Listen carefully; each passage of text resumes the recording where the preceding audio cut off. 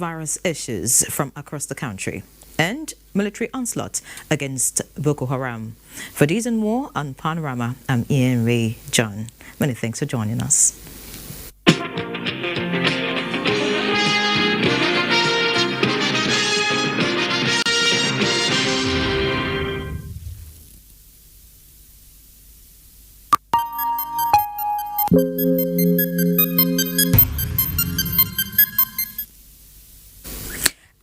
New cases of COVID-19 have been reported in Nigeria. The latest figures are 70 cases in Lagos, 7 in FCT, 3 in Katsina, 3 in Akwa Ibom, 1 each in Jigawa, Bauchi and Borno states as at 11:50 p.m. 19th April.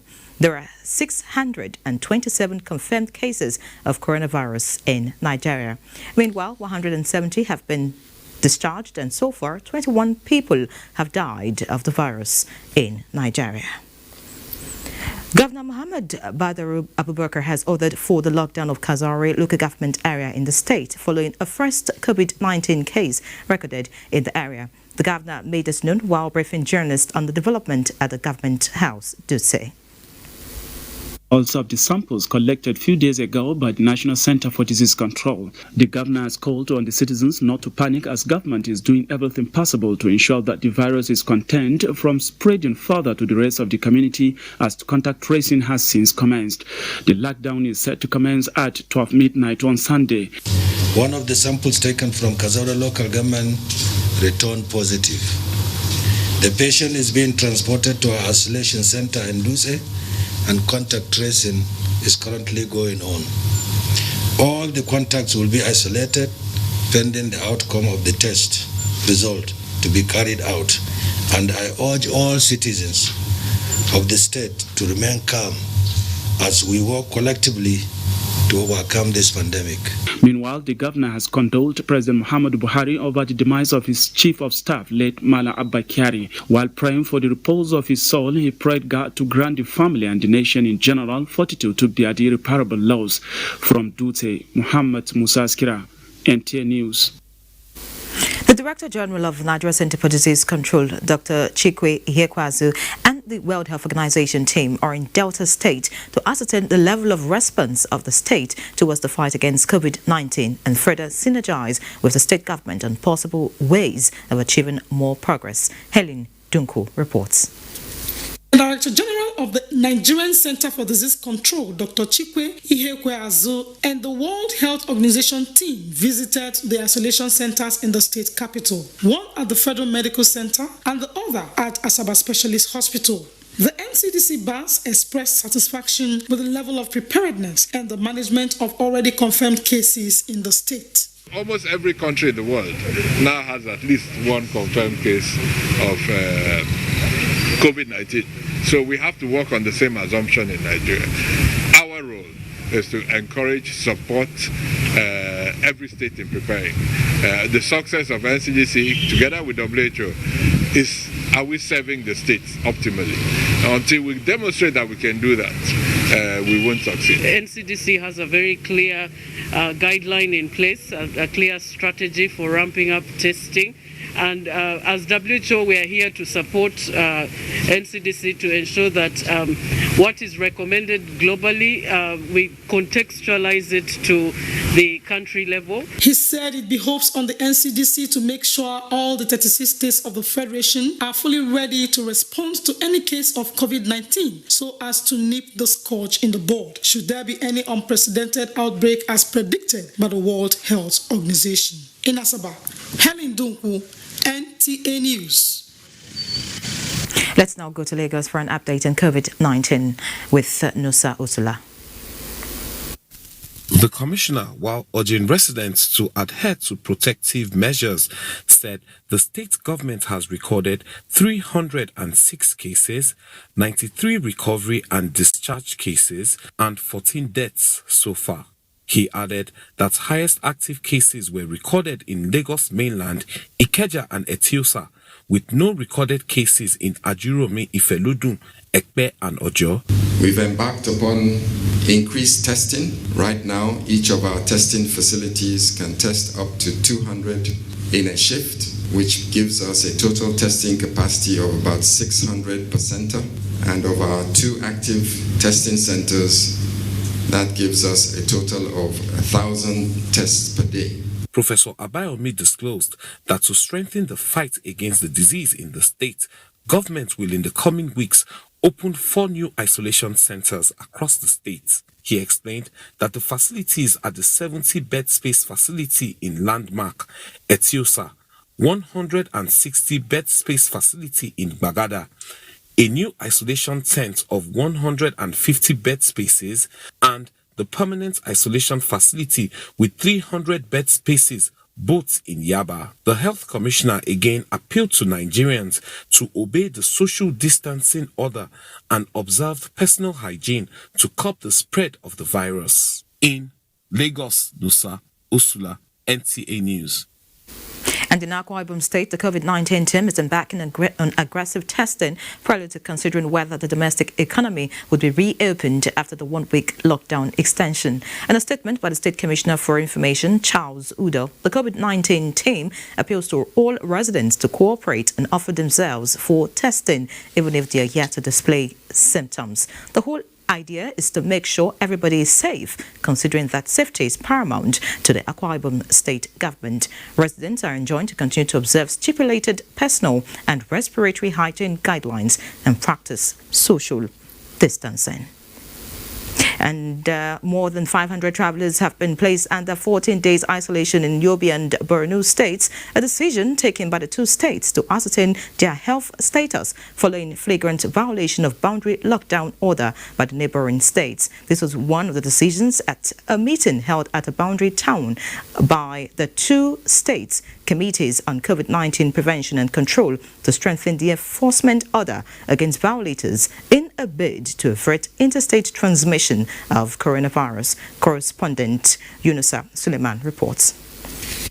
These buses are full of children, men and women who traveled from other parts of the country but were denied entry into Borno State after flouting the lockdown order in Yobe State, with some of them denying having knowledge of the lockdown directives in the 2 states. When I came, I see what is going on because I don't know. If I know, I cannot come here.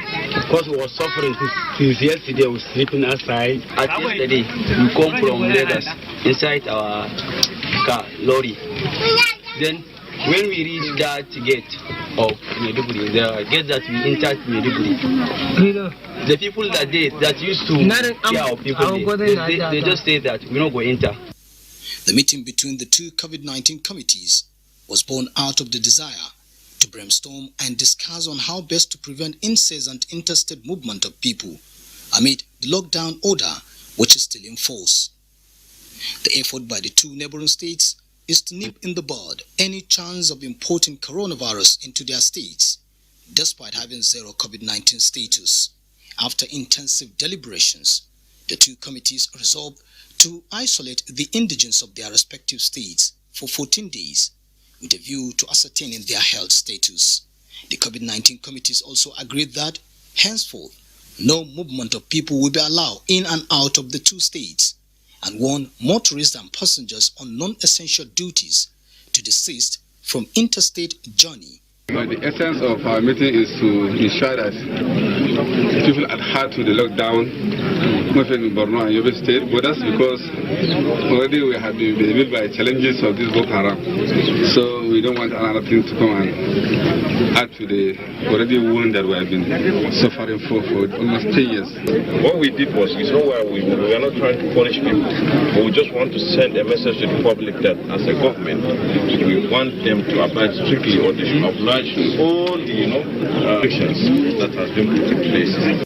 A special prayer was offered for the repose of the soul of Malam Abakari, Chief of Staff to President Muhammadu Buhari, who died on Friday. Yunusa Suleiman, NTA News. Joining me live from Maiduguri now is the Borno State Commissioner of Health, Dr. Salihu Kwayubura. Many thanks for joining us. For having me. Good afternoon. All right. It's glaring that efforts are geared towards the prevention of the COVID-19 into the state. However, over the weekend, the state recorded its first case of coronavirus infection. Can you tell us more about this index case.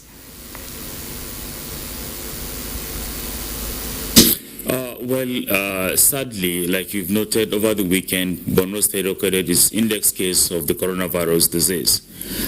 He was a 56-year-old man who worked with an organization on the fringes of the borders with Cameroon in Bulka town, who was said to have taken ill around that area and was brought into the teaching hospital in Maiduguri, where he was received, and upon presentation of symptoms and review, COVID-19 disease was suspected. Unfortunately, we lost that very individual. However, a sample had already been collected and the results turned out to be positive. The remains of the body has been disposed of, has been buried in accordance with safe practices and protocols for the disposal of infectious bodies. So far, following that, we've also been able to start contact tracing immediately. And as I speak with you, we've already profiled about 97 persons, 35 of whom are in Pulka, a location about 150 kilometers outside Maiduguri from where he is coming, and about 34 health workers from the hospital where he was treated, and then another 35 or so of his family members. So that is totaling about 97 persons. Out of these, we've collected swab samples for those who have had very close contact with him, numbering about 64, and we are waiting the results at the moment. Others we've also asked to quarantine, and efforts are still being geared towards intensifying the contact tracing and also putting up more measures to mitigate against further community transmission of this disease. All right, so could you tell us what the mood is like now in Maiduguri with this first case, and then, of course, with the contact tracing currently going on? Well, expectedly, it's a mixed feeling for the people of Maiduguri in particular and Borno State.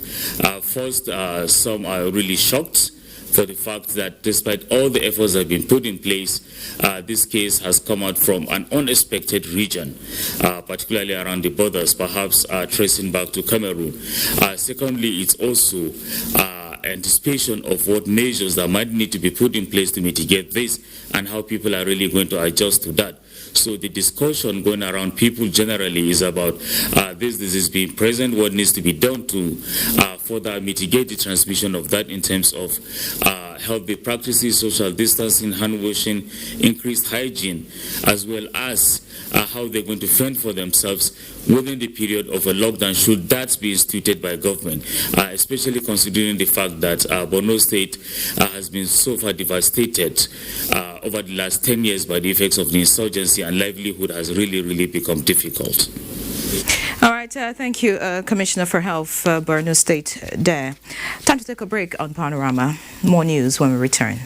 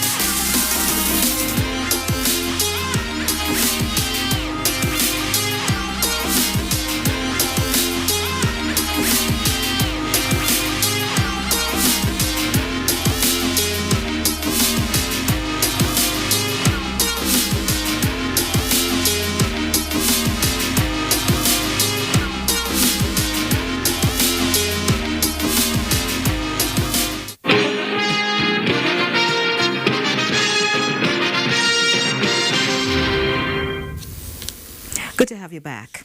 After 3 weeks of being in quarantine, the chairman of the Board of Management of the University College Hospital, Ibadan, Shetima Ibrahim Bako Bagudu, has tested negative to the coronavirus. 2 tests were carried out on him and both returned negative. With this, he now has a clean bill of health. In a statement by the Public Relations Officer of the University College Hospital, Toye Akinridola, the chairman, Alhaji Shetima, has urged Nigerians to observe the guidelines laid down by the World Health Organization and the National Center for Disease Control.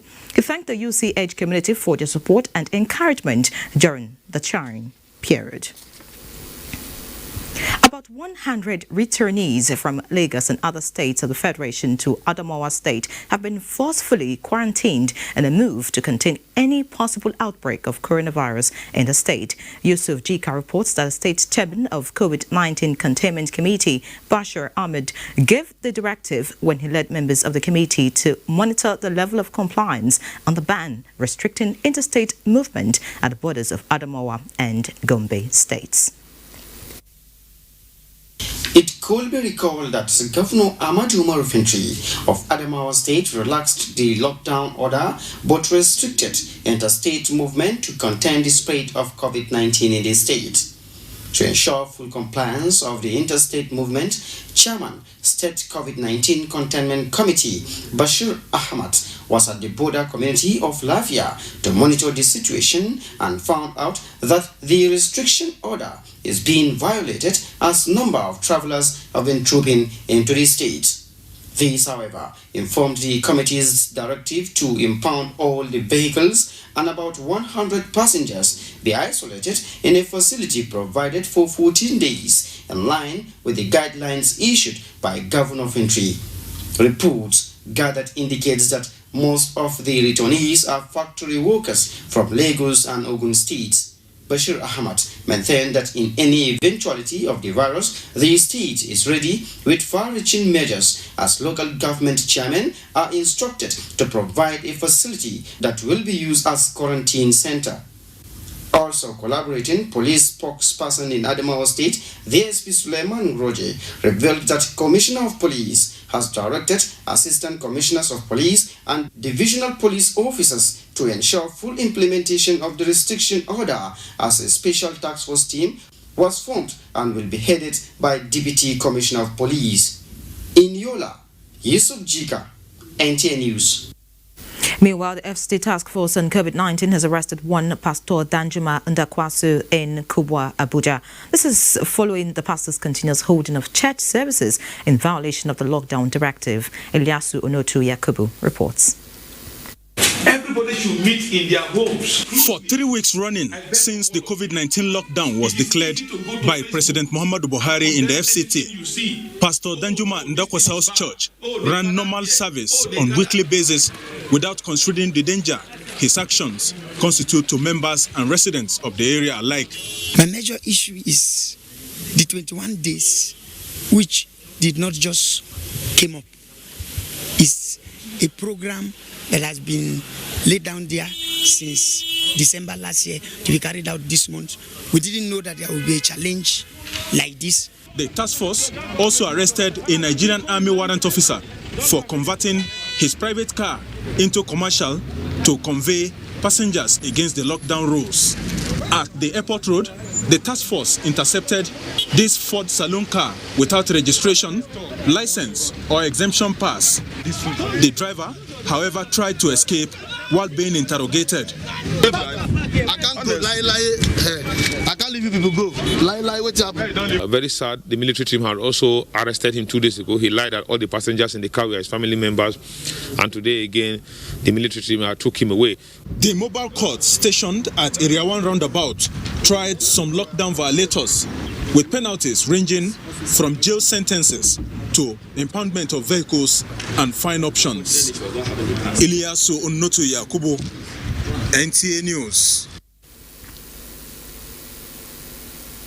And on security, the Armed Forces of Nigeria says it will provide the minimum necessary force to support the Nigeria Police Force and other security agencies to checkmate the nefarious activities of criminals during the lockdown. Correspondent Najato Tijani brings us details.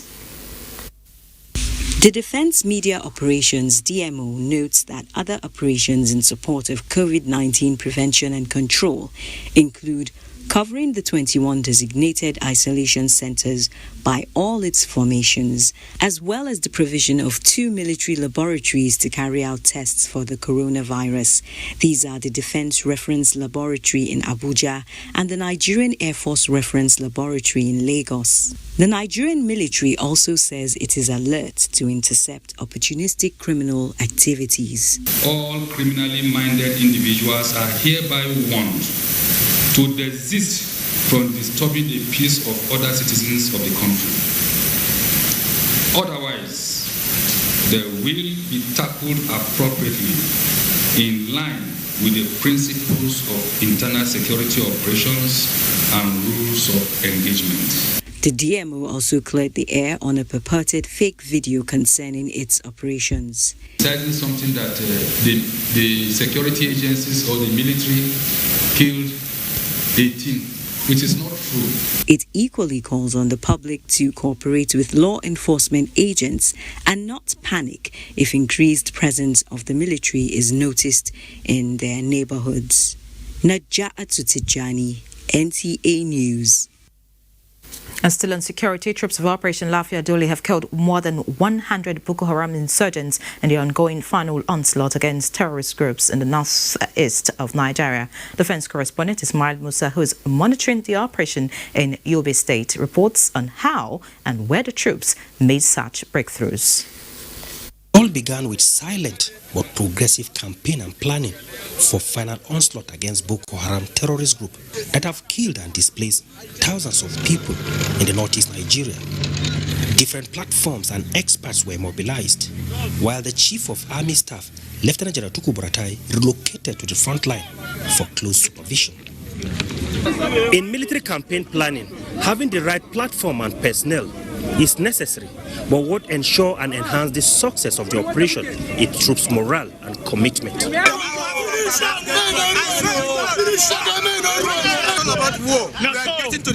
With this poisonous chemistry and array of equipment, troops of Operation Lafia Dole started advancing towards the hideouts of their enemies, this time around final showdown. The troops recorded their first breakthrough with the arrest of these suspected Boko Haram members in Makintakuri in Kaga local government area of Borno State, following intelligence report.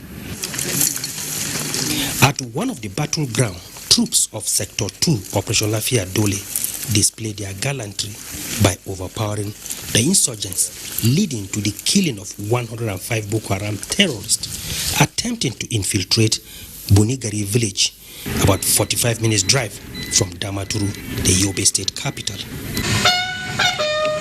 The Chief of Army Staff, who is at the theater of operations, commended the troops for their bravery and charged them to do more. Anti-aircraft gun, 3 GMPG and hard drugs were recovered from the insurgents during the operation. Similarly, the Army Chief visited 2 wounded soldiers receiving treatment in Damaturu.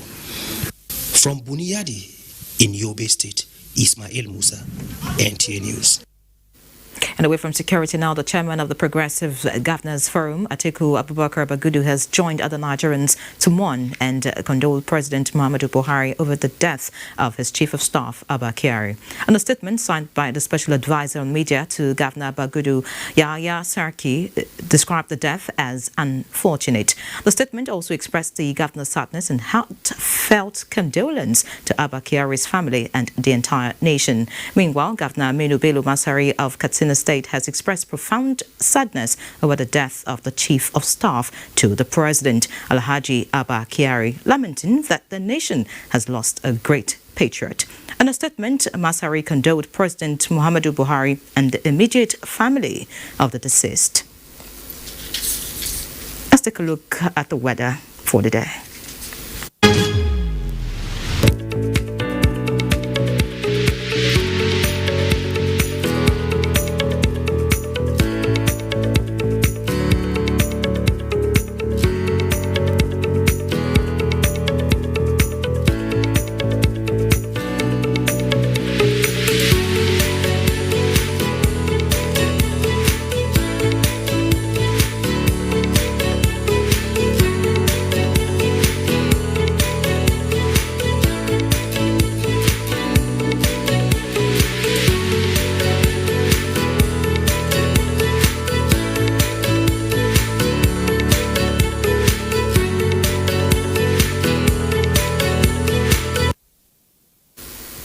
That's Panorama today. Many thanks for watching. Please continue to remain safe.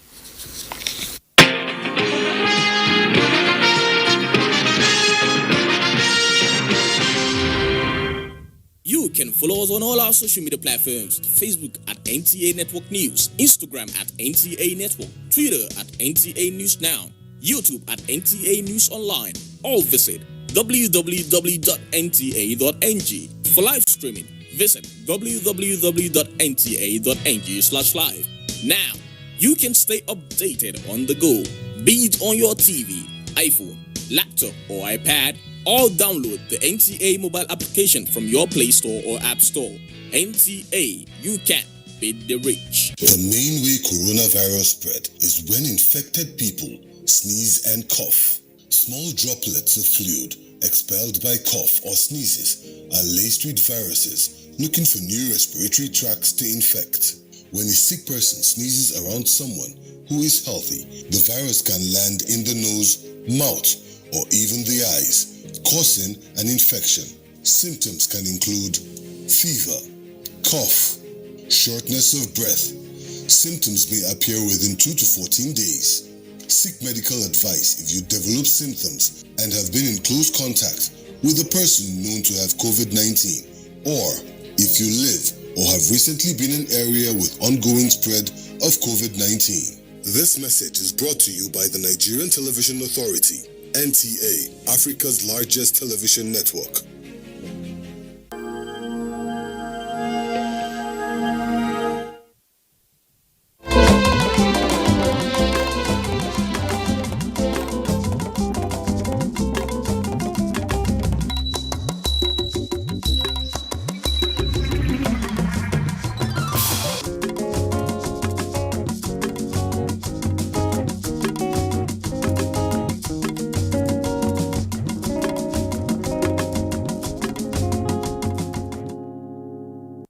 I am Elizabeth Abari. I am here to talk about facts.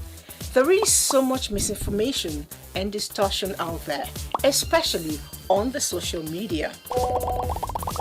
All it takes is just a click and the fake news goes viral. However, here in NTA, we deal with facts. My job is to go out there and comb for factual news and information just the way it is, all in the interest of the nation. I'm Naja Atutijani. Here on the NTA, we present only the facts, verified. Beware of fake news, don't be a victim. Stay tuned to the NTA. Especially at this time of the coronavirus pandemic. My name is Nnamdi Ojipo.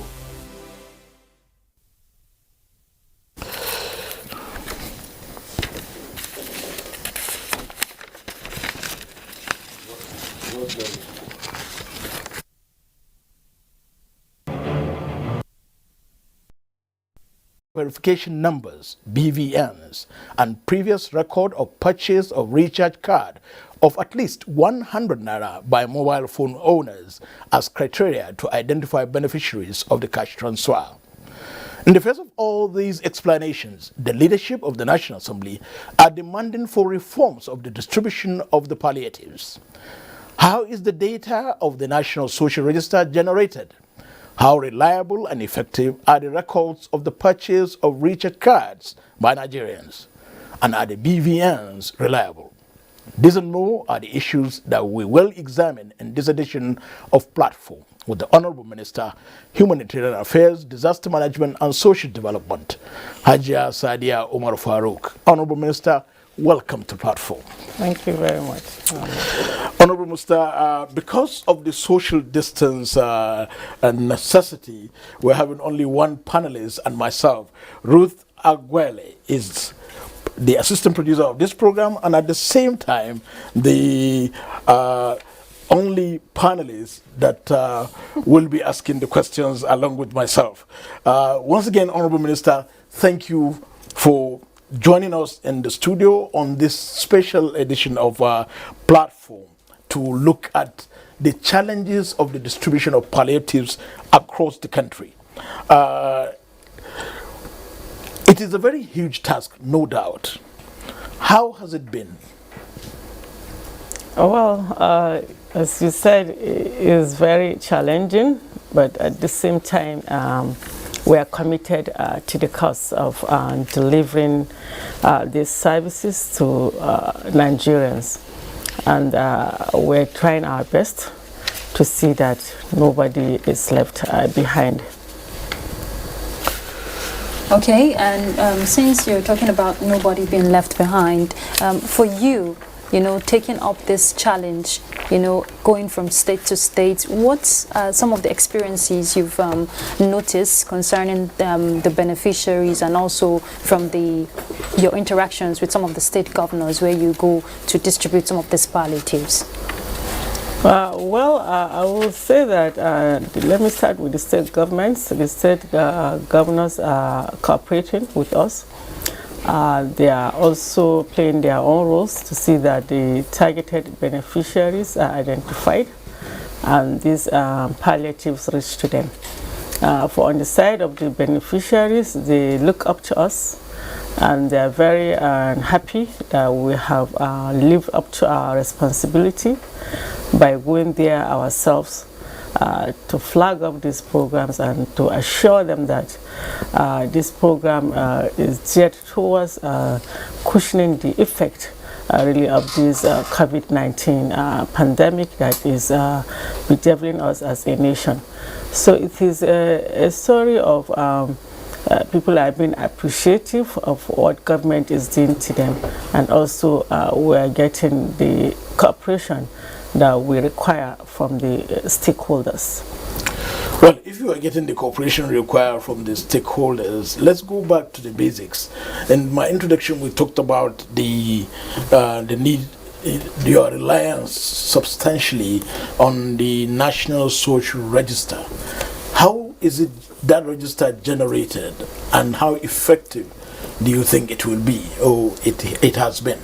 Well, let me start by saying that this is a program that has been in existence since 2016.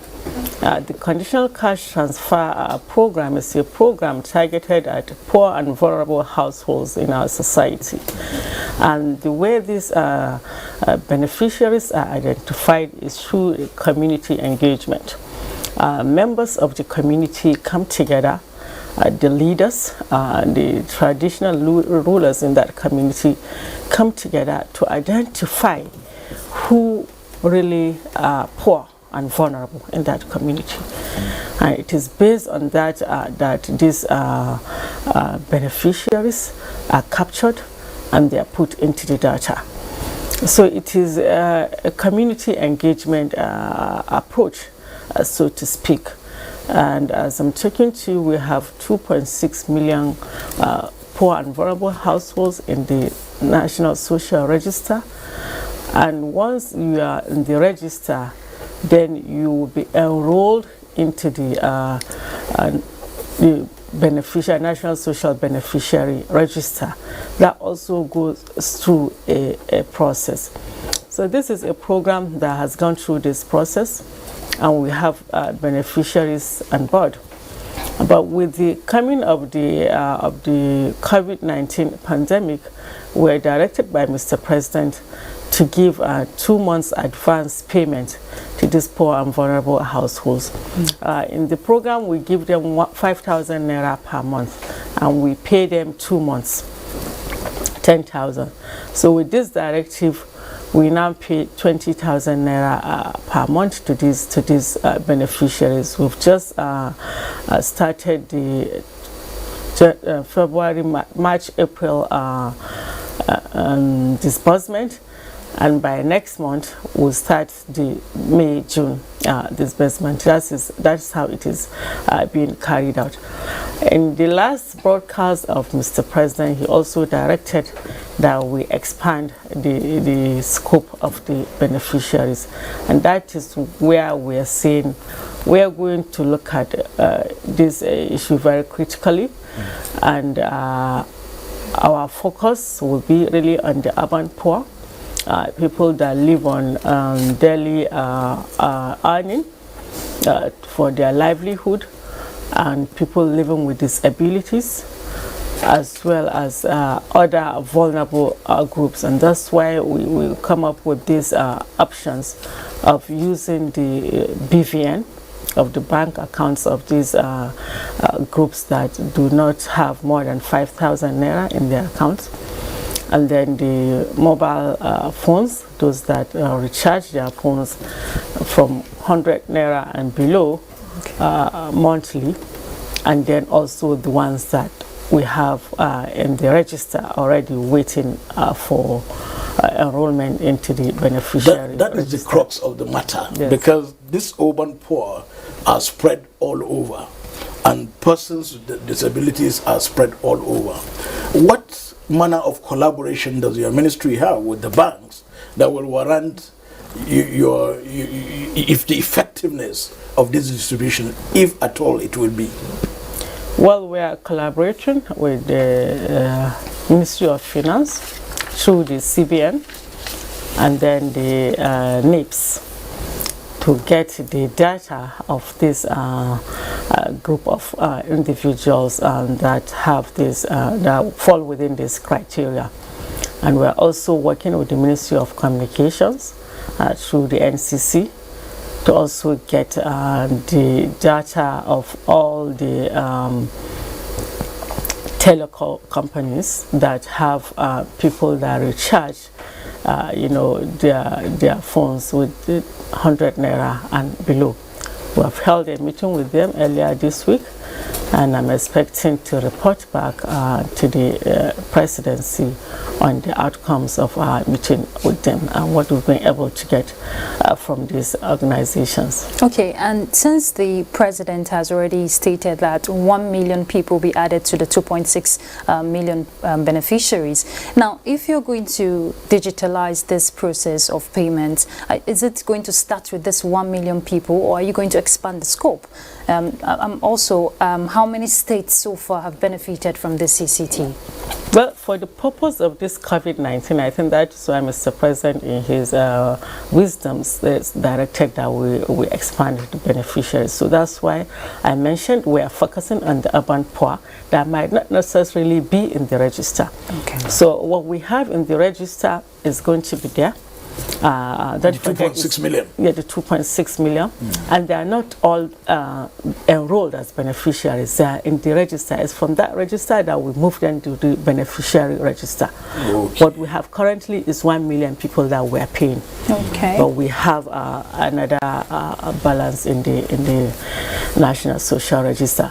But for the purpose of this situation that we are in, that's why we are using the BVM. We are using the mobile phones, as well as using some of the people that fall within this criteria that we already have in the social register that we can move them today. And before now, we have also had discussions with the social protection donor group of the UN, and they have agreed for us to also expand the rapid registration for the COVID-19 response by 1 million beneficiaries. So that while that is going on, we also have this directive that we're also maybe you need to explain this. Social protection group, what are they exactly? Social protection donor group of the UN. Group. Okay, of the United Nations. Of the United Nations that has been chaired by the World Bank.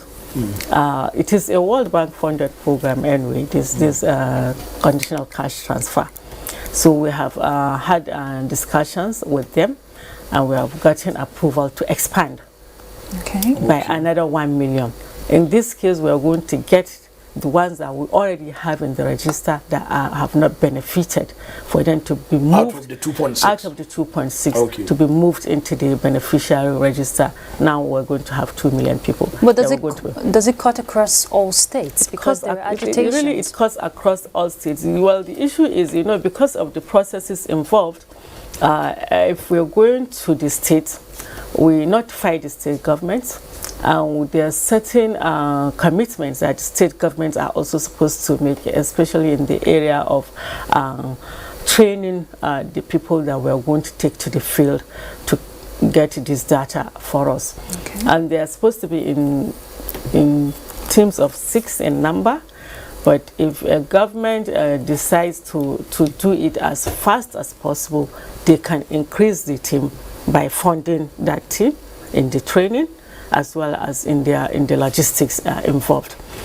So that is why you see in the register, some states are higher than others. And we're supposed to start with 30% of all the local governments in the state. It's when we are able to saturate that 30% that we go back for another 70%. But some states were not really committed to the program ab initio. And so that's why you see the disparities in the figures across the states. But for instance, like Ogun was not in the program. Yes, it was when I visited Ogun last week that we had very extensive discussions with the governor, and he realized the importance of this, now seeing that other states are benefiting. And then he, committed himself that he's going to, provide all the logistics involved to see that his people are also enrolled into this area you need to really explain very well, because it appears this is where a lot of Nigerians appear to have some misgivings about the transparency or the accountability of the payments so far, or the distribution, if we can call it so. So you may have to go back a little and tell us, in the last 1 week or so, how much has been distributed and to what state, and what were the modalities, so that people will now know that there was really a transparent method of the activity. Well, as at last week, or as at early this week, 25 states of the Federation have been paid. And this is into hundreds of millions of naira. I cannot really say the exact amount. So it's going to be, let's roughly say 20,000 times. 20,000 times, depending on the number of beneficiaries in that state. Okay. But it's supposed to be 20,000 times 1 million people. If we're going to look at the entire, we're going to capture the entire people that are on the program. And don't forget, Ogun might join in Lagos in the next payment cycle. So the figures will increase definitely. And on the purpose of transparency and accountability, I think we've been transparent enough by going out there to flag up this program, to make sure that the beneficiaries are getting these monies as they are supposed to get them. And then it is a process that really involves, is a very tedious process, and we're disbursing cash for now, but the ministry is working on digitalizing this process end to end. But don't also forget the fact that we have some beneficiaries that are in the remotest parts of this country that are not on any banking system, and that they don't have any mobile telecommunication. So how do you reach them? So these people, you have to reach them, giving them the cash using the payment service providers as is obtainable now. But we hope that at least we'll be able to minimize to a very large extent, the usage of cash disbursement by the time we're able to digitalize this process end to end. And talking about these payment service providers, you terminated a contract of one just some days back, and you're also looking at the World Bank procurement guidelines. Now, for these World Bank procurement guidelines, would it apply to all states, talking about these payment service providers? Well, yes, it's normally the World Bank that does the processes of this procurement, because it's a World Bank funded project. But for the purpose of this particular vendor that we terminated the contract is because they have defaulted.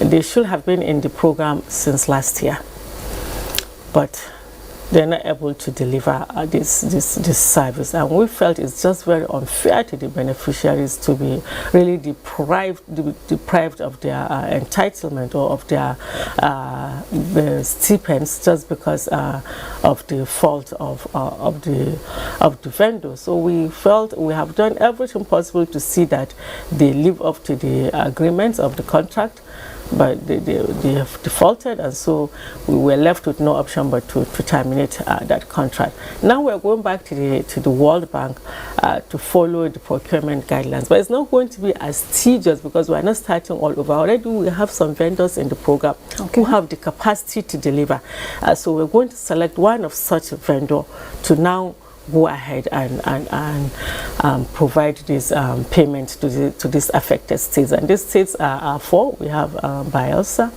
Abia, Akwa Ibom, and Zamfara State.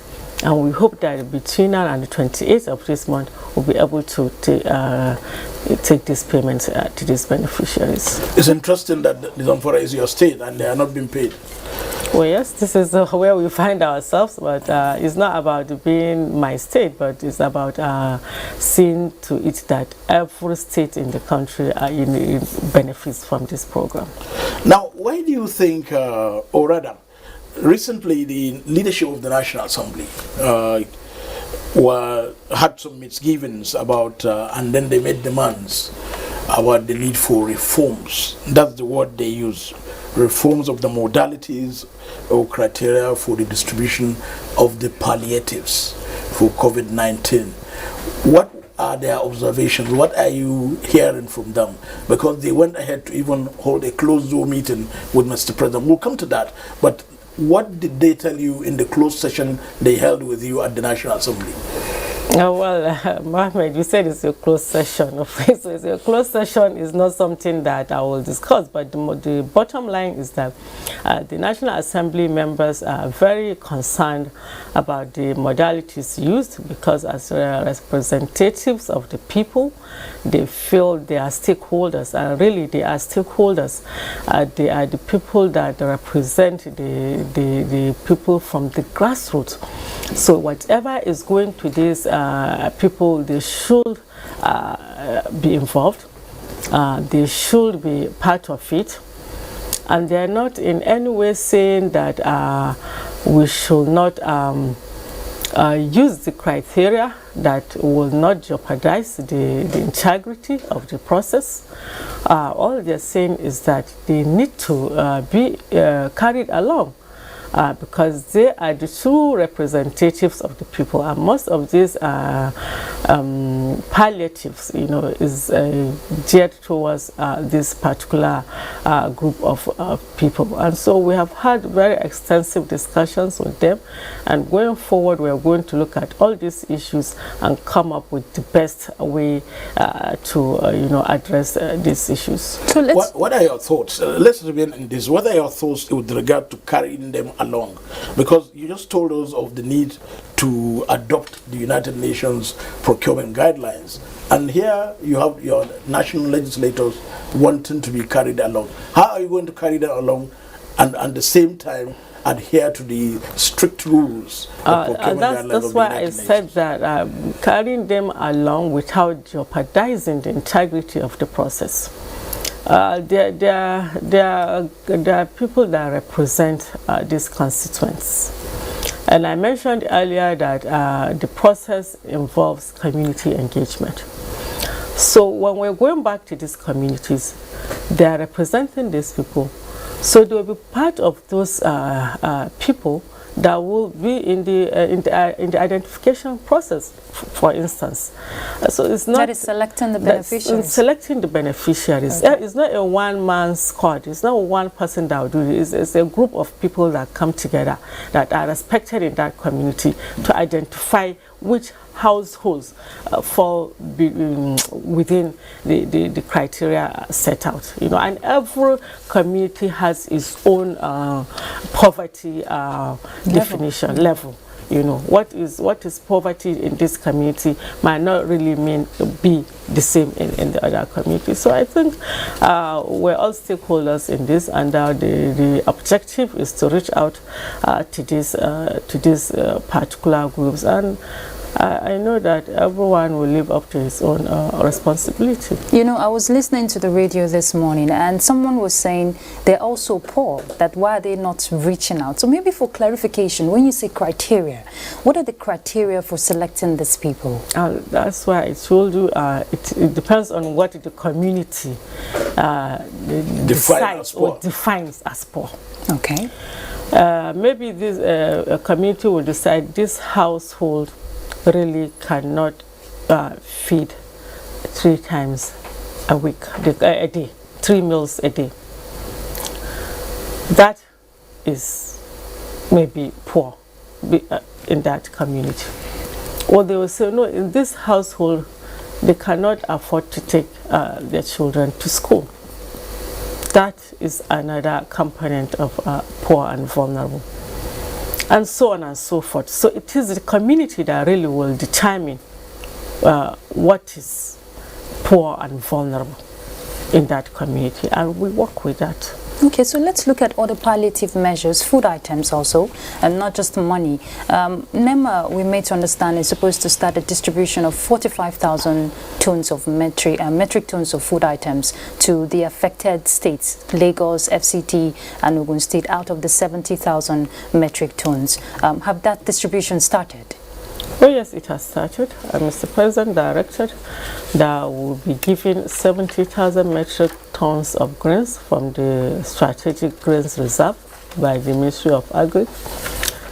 We have received these grains from Ministry of Agri. We are deploying these grains. As I'm talking to, the ones for Lagos have been deployed. The ones for Ogun have also been deployed. FCT, we have gotten some. We have some waiting that are coming in from Malaysia.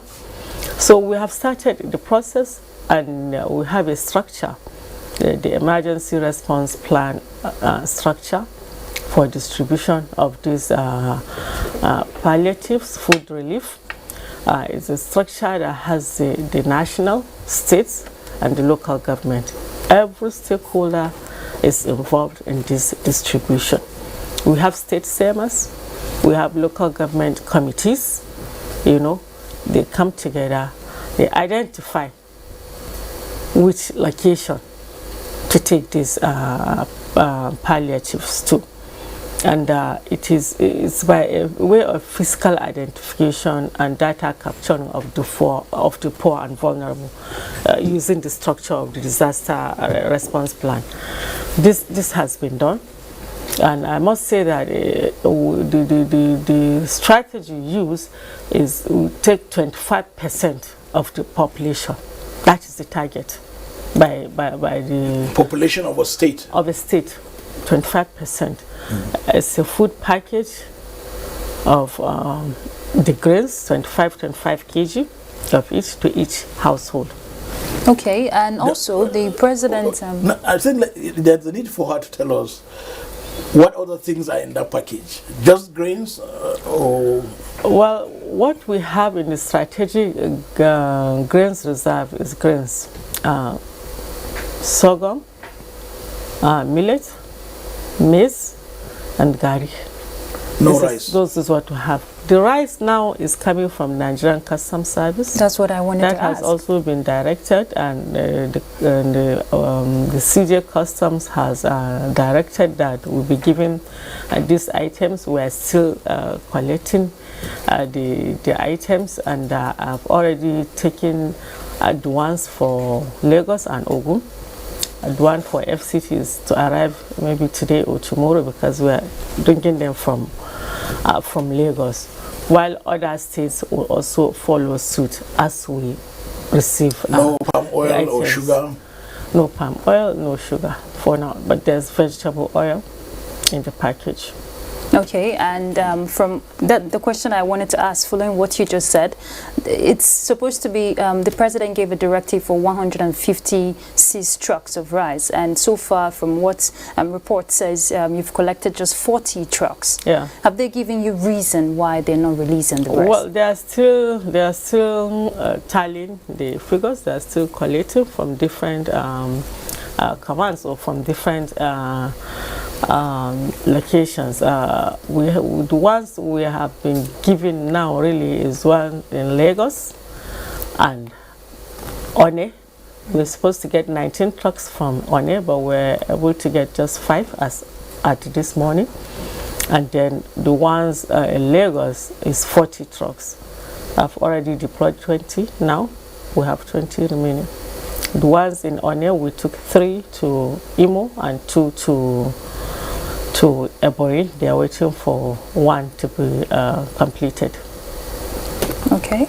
Now, there is also the issue of the trader money and for artisans, for petty traders that you've already started distributing in Lagos and Ogun State, if I'm correct.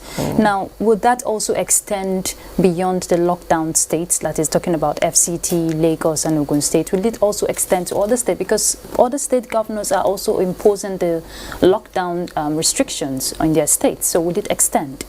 And they have made, if I just can add, they have made comments and demands as to, under the Governors Forum, that is, that they are expecting the federal government to do something.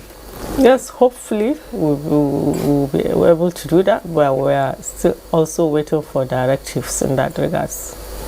Okay, so for now it's just Ogun State and for Lagos now State. for the trader money and market money, Ogun State, FCT and Lagos, but we are extending to other states because it's already an existing program.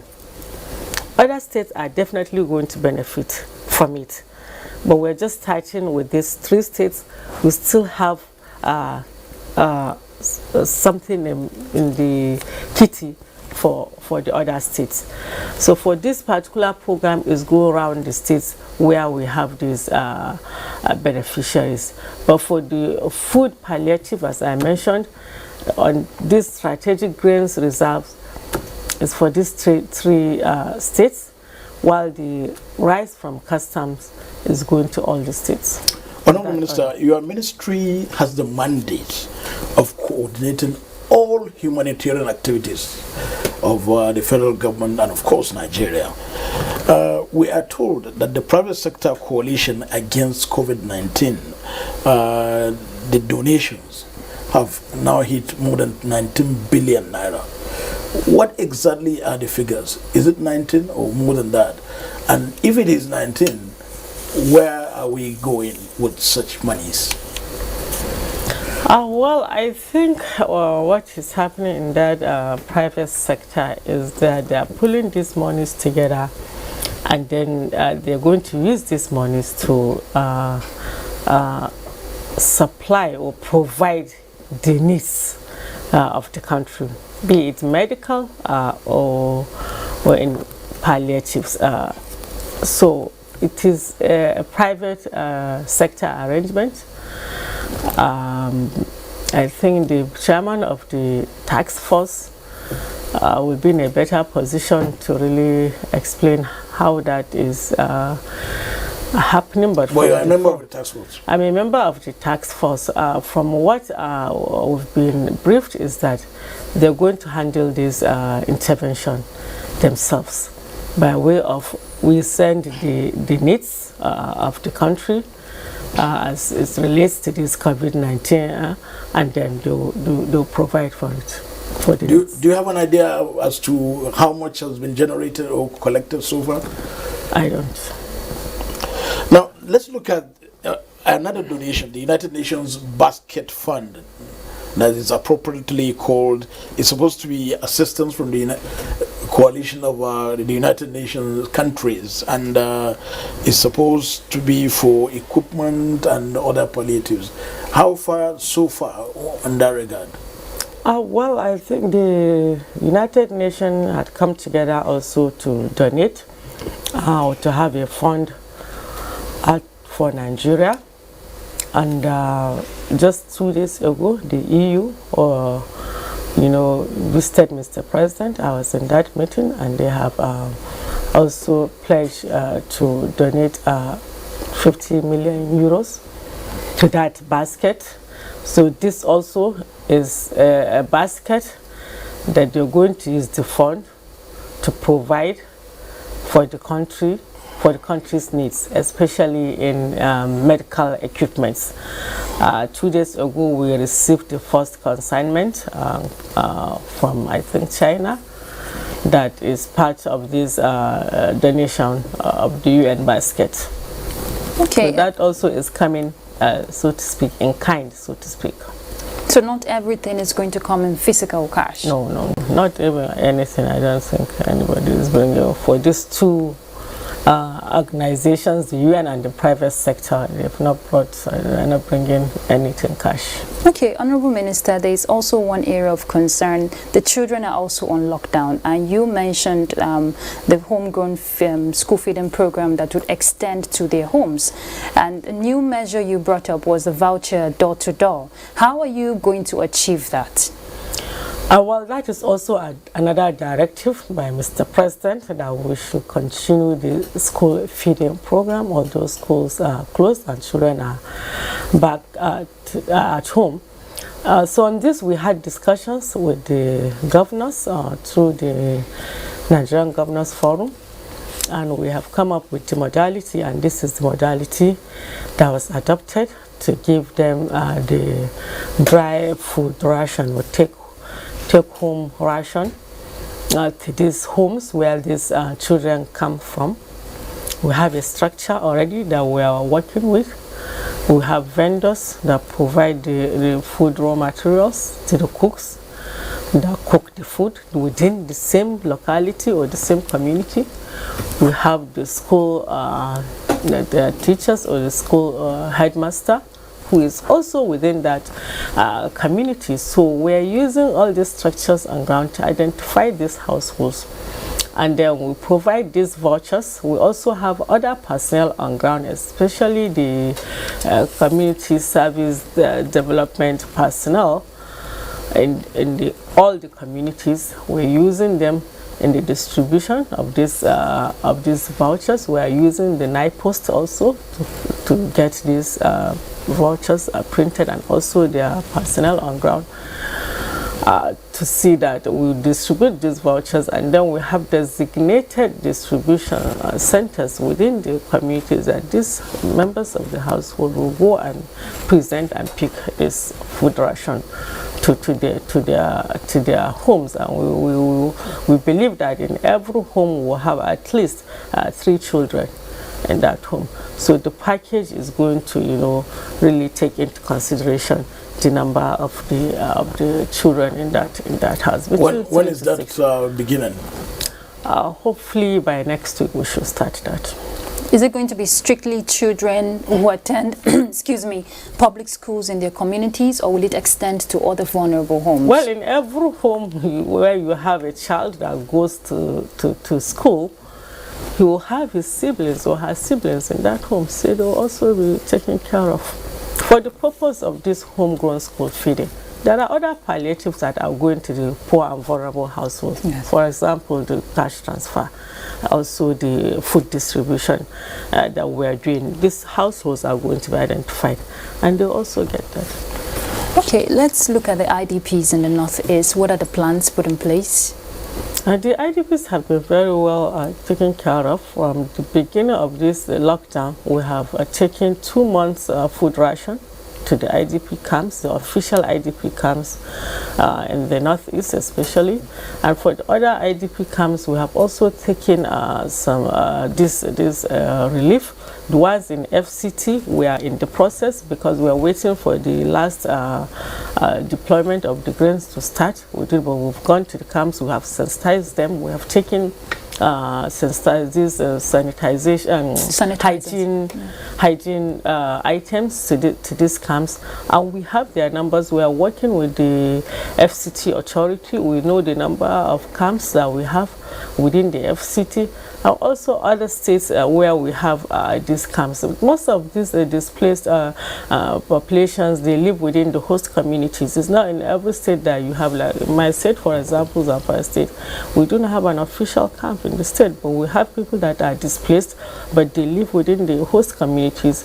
And all these interventions in these lockdown states where we have IDPs, we're taking these interventions. But for the other IDPs that are officially recognized in their camps, it's a routine thing. Every month they are provided this food ration to them. Each household within the camp is being given this food ration. But for the purpose of this COVID-19, Mr. President directed we give them 2 months, and that has been done. Now let's look at the issue of the government enterprise power program and of course the N-Power. Since you are here, I think it would be nice to use this opportunity to also speak to these programs that are under your ministry. Well, the Government Empowerment and Enterprise Program, GIP, that is one that we just spoke about. The trader money, market money, and the farmer money is an existing program, and we have expanded. That was what I flagged off in Lagos and Ogun for the lockdown states and FCT. But it's an existing program, and in that program, Mr. President also directed that we give a 3-month moratorium to these beneficiaries. That has already been done. We have notified them, and then we have expanded. So that has been taken care of. For the Empower, the Empower program is a program for the graduate youths, as we are aware, that have been enrolled into the program since 2016, while others were enrolled in 2018. The first batch of the Empower beneficiaries were the ones that were enrolled in 2016, 200,000 of them, and 2018 we enrolled 300,000. We give them monthly stipends of 30,000 naira, and they are mainly teach. They teach public schools across the country. We are faced with some challenges of payments, because paying 500,000 people from public funds has to go through processes, financial rules and regulations, and then procedures. And this is what we do every month. If at all there's any delay, it's not on purpose. It's just for us to make sure that no beneficiary is omitted, and at the same time, no ghost beneficiary also is paid. So this is a normal routine processes that we must go through for the purpose of transparency and accountability and even prudence. And we all know that Mr. President is very, very particular about these 3 aspects of managing public funds. So this is what we do. I know that it came to my table. The normal procedure is to ask the accounting officer to advise. It comes back.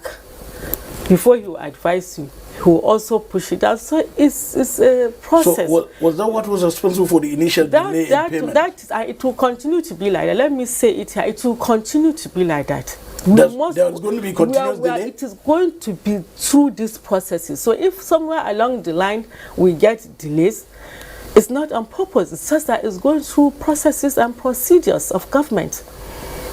That is one. And it is also very important for us to understand that these beneficiaries on this program is not a permanent thing. we are also working day and night to see how we exit these beneficiaries to put them into some kind of permanent job, so to speak. So it's a process we're undergoing, we're going through day in, day out to see that everyone is better off for it at the end of the day. Don't you think, for the sake of the NPower beneficiaries, the government should come up with a foolproof procedure that will be hitch-free and not cause any delay in the future? Because this is a program you have done in the last 2-3 years. This is the hitch-free, Mohammed. It's a program that people have been on for years. But at the same time, we can't say that the same number of people that have enrolled into this program are still in this program. Some might have gotten their permanent jobs and have moved on. Something might have happened to some of them, maybe.